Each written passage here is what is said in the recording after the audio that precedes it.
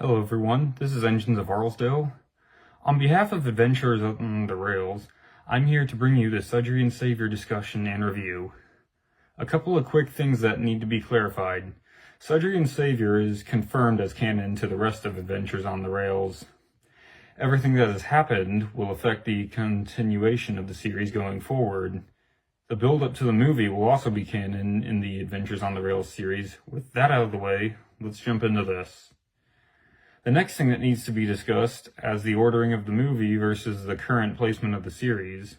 The story is being told almost like Star Wars. We are telling one big story and slowly working on how it happened, then afterwards we will continue with the effects afterwards. The editing. Multiple people have commented on the editing issues with the movie. Both members of the series and general viewers have complained about the issues of some scenes containing music that trapped over the audio and dialogue. Adventures on the Rails has a group of generous film crew members. Most of the editing for the general series is divided between the admin of Adventures on the Rails and Ace Kermacat. A large majority of the editing for the film was taken by the admin of Adventures on the Rails. The admin takes the blame for the filming issues and hopes to improve in the future for better quality. Character deaths. Diesel, Derek, Diesel 10, and Croven are dead. Their deaths are official canon deaths to the series. Their individual fate will have a lasting effect on the series and characters within the series. It's been brought to the attention to the administrator of Adventures on the Rails that a few people want Derek to return. Those adaptation series is based on a more popular television series and book series of anthropomorphic talking trains.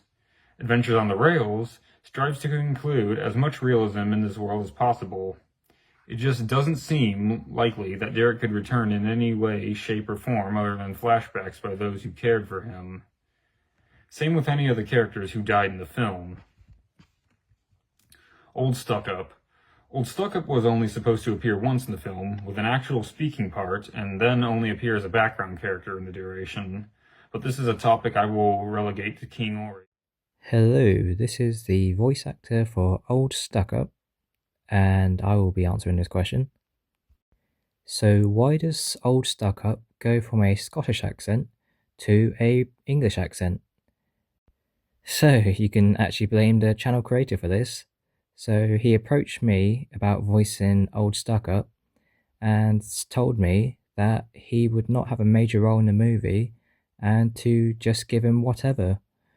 And so I decided to give him a Scottish accent because I thought it would be funny. A few months down the line, no pun intended, he approached me again about doing further lines for Old Stuck-Up. And I don't know whether I forgot what voice I did for him because it was that long ago, or whether I just couldn't be bothered to put on the voice.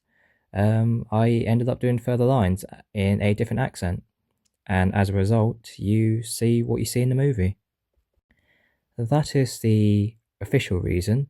However, the in-universe reason, as I've discussed with the channel creator, is that since Old Stuck-Up is an undercover agent, he went through several accents to disguise himself from other engines, and so he'll be having a Scottish accent with one and an English accent with the other.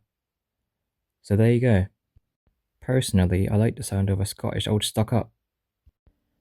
I have no idea whether that was a Scottish accent or not. That might well have been a West Country accent. Oops. Anyways, time for me to bugger off. A film that will focus on Dudley as the main villain in his his main attempt at taking down Sodor. More information will be released gradually, but the film is not set to release for at least another 2 years, maybe 3. Thank you all for watching. Engines of Arlesdale signing off. Bye!